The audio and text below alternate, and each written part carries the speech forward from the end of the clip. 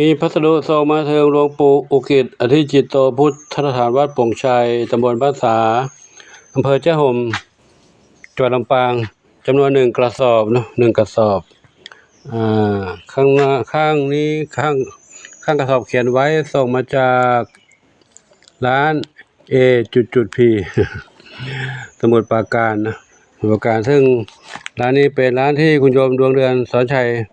ส่งมาสั่งและส่งมาให้น้องๆเหมียวอยู่ประจำเนาะ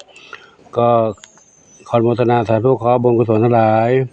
จงเป็นพระปัจจัยหนุนนำคำชูให้คุณโยมดวงเดือนสอนชัยพบกับความสุขความเจริญมีความสุขกายสุขใจสมปรารถนาในสิ่งที่ปรารถนาทุกประการเทินครับซึ่งคุณโยมดวงเดือนก็แจ้งมาพอดีเลยเนาะที่หลวงปู่กำลังทำคลิปอยู่นี่ได้ยินเสียงติ้งทางไลน์ก็ส่งมาแล้วเนาะเป็นข้อความว่ามีทรายแมว5 ลิตรจำนวน8 ถุงส่งมาให้วันนี้เนาะจากคนส่งแฟลตนะครับก็เรียบร้อยแล้วเนาะขออนุโมทนาสาธุ